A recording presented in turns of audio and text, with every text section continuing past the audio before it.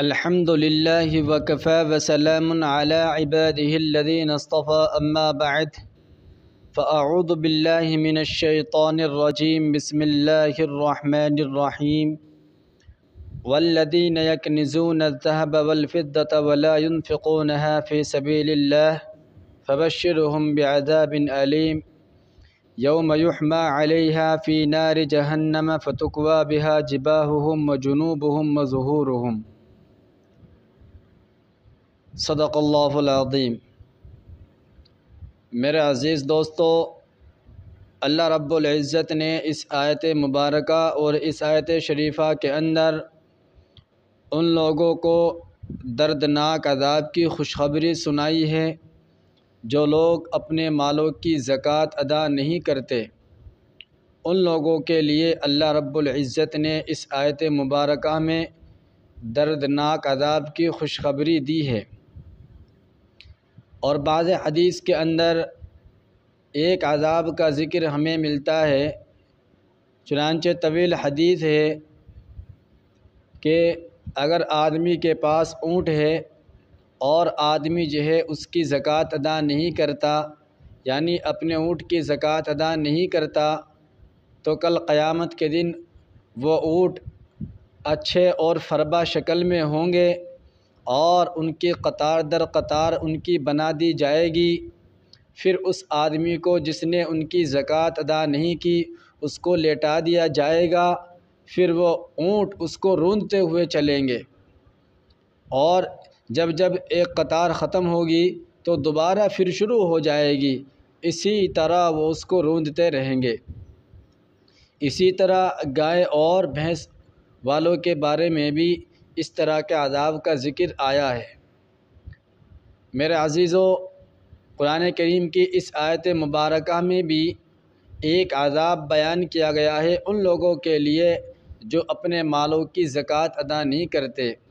وہ یہ ہے یوم یحمى علیہا فی نار جہنم فتکوی بہا جباہہم وجنوبہم، کہ جو لوگ اپنے مالوں کی زکوٰۃ ادا نہیں کرتے تو کل قیامت کے دن ان کو مالوں کو جہنم میں تپایا جائے گا اور ان کو تختی کی شکل دے دی جائے گی، پھر ان کو جہنم کی آگ میں تپایا جائے گا۔ پھر اس کے ذریعے ان لوگوں کا جنہوں نے اپنے مالوں کی زکوٰۃ ادا نہیں کی، ان کی پیشانی کو اور ان کے پہلو کو اور ان کی پیٹھ کو داغا جائے گا۔ اندازہ لگائیے میرے عزیز ساتھیوں کہ آدمی ذرا سی آگ کو برداشت نہیں کر سکتا۔ ذرا سی آگ اگر اس کے قریب کیا جائے تو آدمی اس سے بھاگتا ہے، تو اس وقت کیا ہوگا کہ جب آدمی کی پیشانی کو داغا جائے گا، آدمی کے پہلو کو داغا جائے گا، آدمی کی پیٹھ کو داغا جائے گا، اس وقت کیا حال ہوگا؟ علماء نے اس آیت مبارکہ کے تحت ایک نقطہ بیان کیا ہے، وہ یہ ہے کہ جب سفیر مسجد میں آتا ہے اور اعلان کرتا ہے تو اعلان کرنے کی وجہ سے سب سے پہلے آدمی کی پیشانی میں سلوٹ آتی ہے، تو قرآن کریم کے اندر اسی کو مقدم کیا گیا کہ فتکوی بہا جباہہم، کہ ان کی پیشانی کو داغا جائے گا۔ پھر دوسرے نمبر پر وہ منہ پھیر کر بھاگتا ہے، پہلو کے بل جو ہے وہ گھومتا ہے، تو دوسرے نمبر پر قرآن کریم نے اسی کو بیان کیا فَتُكْوَى بِهَا جِبَاهُهُمْ وَجُنُوبُهُمْ، ان کے پہلو کو داغا جائے گا۔ تیسرے نمبر پر وہ پیٹھ پھیر کر بھاگتا ہے، تو تیسرے نمبر پر ظہورہم کو بیان کیا کہ ان کی پیٹھوں کو داغا جائے گا۔ تو یہ کتنا سخت عذاب ہے کہ آدمی کو آگ کے ذریعے اس کے مال کو اس کی تختی بنا دی جائے گی، پھر ان کو آگ میں تپایا جائے گا، پھر ان کو داغا جائے گا۔ کتنا بڑا عذاب ہے۔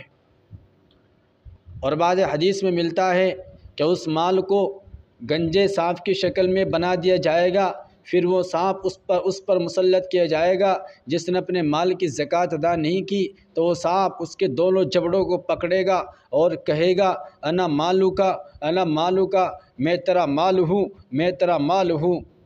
اس طرح کے عذاب کا ذکر میرے عزیزو ان لوگوں کے لیے آیا ہے جو لوگ اپنے مال کی زکوٰۃ ادا نہیں کرتے۔ میرے عزیز دوستو، ہم لوگوں کو اپنے مالوں کا حساب لگا کر زکوٰۃ ادا کرنی چاہیے۔ زکوٰۃ ادا کرنے کے بہت سارے فائدے ہیں۔ نمبر 1 فائدہ، جب آدمی اپنے مال کی زکوٰۃ ادا کرتا ہے تو زکوٰۃ ادا کرنے سے وہ مال پاک ہو جاتا ہے، اور اگر آدمی اپنے مال کی زکوٰۃ ادا نہ کرے تو پھر وہ زکوٰۃ کا مال اس پاک مال کو بھی ناپاک کر دیتا ہے۔ اس کی مثال ایسی ہے کہ اگر ایک بالٹی کے اندر تھوڑی سی نجاست پڑی ہوئی ہو اور آپ اس کے اندر پانی ڈالیں تو وہ پانی بھی ناپاک ہو جائے گا۔ اسی طرح وہ مال جس کی زکوٰۃ ادا نہ کی جائے تو جو زکوٰۃ کا جو حصہ اس میں ہے وہ زکوٰۃ کا حصہ اس باقی مال کو بھی ناپاک کر دے گا، اور اگر آدمی اپنے مال کی زکوٰۃ ادا کرتا ہے تو وہ ناپاک حصہ نکل جاتا ہے اور پاک حصہ باقی رہ جاتا ہے۔ تو ایک فائدہ تو یہ ہے کہ زکوٰۃ ادا کرنے سے آدمی کا مال پاک ہو جاتا ہے، اور دوسرا فائدہ یہ ہے کہ آدمی جب زکوٰۃ اپنے مال کے ادا کرتا ہے تو اس مال کے اندر بڑھوتری ہوتی ہے، اضافہ ہوتا ہے۔ یہ دوسرا فائدہ ہے کہ زکوٰۃ ادا کرنے سے مال کے اندر کمی نہیں آتی، مال کے اندر اضافہ ہوتا ہے۔ یہ شیطان کا وسوسہ ہے کہ اگر میں خرچ کروں گا، اگر میں نے اللہ کے راستے میں خرچ کیا تو یہ کمی آ جائے گی، یہ کمی آ جائے گی۔ یہ صرف شیطان کا دھوکہ ہے، کمی نہیں آئے گی۔ زکوٰۃ کا خاصہ تو یہ ہے کہ زکوٰۃ نکالنے سے مال بڑھتا ہے، مال بڑھتا ہے۔ آج ہم لوگوں کی حالت بدل گئی کہ بیاہ شادی ہو رہی ہے تو وہاں لاکھوں لاکھوں روپے خرچ کیے جا رہے ہیں، اور جب اللہ کے راستے میں خرچ کرنے کا نمبر آتا ہے تو 10 روپے نکال لیں، 10 روپے دینا اللہ کے راستے میں، اس سے ہماری جان نکل جاتی ہے۔ یہ صرف شیطانی وسوسہ اور دھوکہ ہے۔ میرے عزیزو، اللہ کے راستے میں مال خرچ کرنے سے مال کم نہیں ہوتا بلکہ مال بڑھتا ہے۔ اور ایک فائدہ، تیسرا فائدہ یہ ہے کہ جب آدمی اپنے مال کی زکوٰۃ ادا کرتا ہے تو زکوٰۃ نکالنے کی وجہ سے وہ مال محفوظ ہو جاتا ہے، اس مال کی حفاظت کی جاتی ہے، اللہ کی طرف سے اس مال کے محافظ موجود ہوتے ہیں، اس مال کی حفاظت کی جاتی ہے۔ کیسے؟ ایک واقعہ لکھا ہے کہ ایک بہت بڑے آدمی تھے، ان کا ایک مکان تھا، تو جہاں ان کا مکان تھا وہاں سے آگ لگ گئی، تو آگ جب لگی تو پورے محلے کے اندر لگ گئی، تو اس آدمی کا خادم اس آدمی کے پاس آیا، کہنے لگا کہ یہ اس طرح کی بات ہے، پورے میں آگ لگ گئی ہے، ہمارے بھی گھر میں جو ہے آگ لگنے والی ہے۔ تو اس آدمی نے اس کی بات کی طرف توجہ نہیں دی۔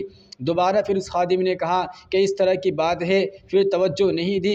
تیسری مرتبہ پھر کہا، پھر بھی توجہ نہیں دی۔ پھر کہا کہ دیکھو، میں اپنے مال کی زکوٰۃ مسلمانوں کے طریقے پر ادا کرتا ہوں، اور جس مال کی زکوٰۃ ادا کی جاتی ہے وہ مال محفوظ رہتا ہے۔ میرے عزیزو، دیکھیے، ایک غیر مسلم کا عقیدہ ہے، ایک غیر مسلم آدمی ہے، اس کا عقیدہ ہے کہ زکوٰۃ دینے سے مال محفوظ ہو جاتا ہے، تو دیکھیے جب وہاں گئے تو دیکھا اس کا مکان محفوظ ہے، تمام مکانات اس کے ارد گرد کے سب جل گئے لیکن اس کا مکان محفوظ ہے۔ کیوں میرے عزیزو؟ اس لیے کہ وہ غیر مسلم اپنے مال کی زکوٰۃ کو مسلمانوں کے طریقے پر دیتا تھا، اس لیے اس کے مال کی اور اس کے مکان کی حفاظت کی گئی۔ آج اگر ہم اپنے مالوں کی زکوٰۃ نکالیں گے تو ہمارے مال بھی محفوظ رہیں گے۔ میرے عزیزو، ہم نے اپنے مالوں کی زکوٰۃ کو دینا بند کر دیا، ہم نے اپنوں پر اس کو ڈانٹ سمجھ لیا۔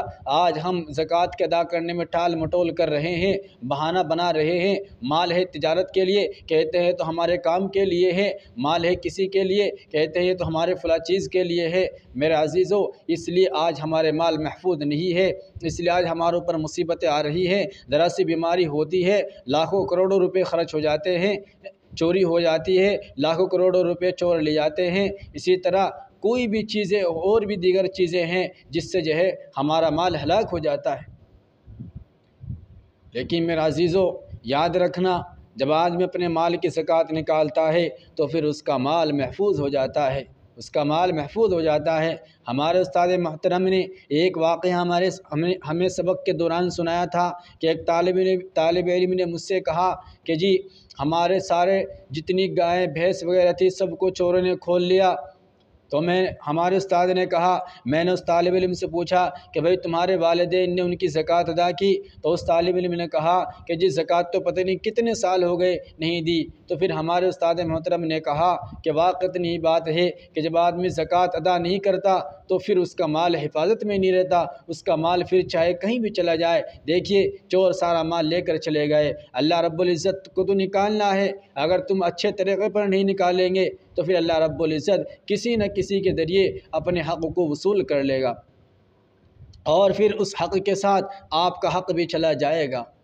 اس لیے میرے عزیزو، اس زکوٰۃ کو ڈانٹ نہ سمجھو، بلکہ اس کو ایک فریضہ سمجھ کر ادا کرو۔ جس طرح ہم نماز ادا کرنے کے لیے مسجد میں آتے ہیں، اسی طرح ہم زکوٰۃ ادا کرنے کے لیے مدارس میں جائے، اہل مستحقین کے پاس جائے اور جا کر اپنی زکوٰۃ کو ادا کرے۔ تو یہ زکوٰۃ کے ادا کرنے کے 3 فائدے ہیں کہ جب آدمی اپنے مال کی زکوٰۃ ادا کرتا ہے تو مال پاک ہو جاتا ہے، مال کے اندر بڑھوتری بھی ہوتی ہے، اور مال محفوظ بھی ہو جاتا ہے۔ تو میرے عزیزو، ہمیں چاہیے کہ ہم اپنے مالوں کا حساب لگا کر ہم اپنے مال کی زکوٰۃ ادا کریں۔ چاندی کا نصاب، اگر کوئی آدمی چاندی کا مالک ہے، مثلا 61 تولہ اس کے پاس چاندی ہے، تو اس پر زکوٰۃ واجب ہے، اس کو جو ہے حساب لگا کر دینی چاہیے۔ اور اسی طرح اگر کسی آدمی کے پاس سونا ہے تو 8.25 تولہ سونے کے اندر جو ہے زکوٰۃ ہے، تو حساب لگا کر جو ہے آدمی اپنے مال کا تو اس کی زکوٰۃ ادا کرے۔ اللہ رب العزت ہم سبوں کو اپنے مالوں کا حساب لگا کر اس کی زکوٰۃ ادا کرنے کی توفیق عطا فرمائے۔ وآخر دعوانا الحمدللہ۔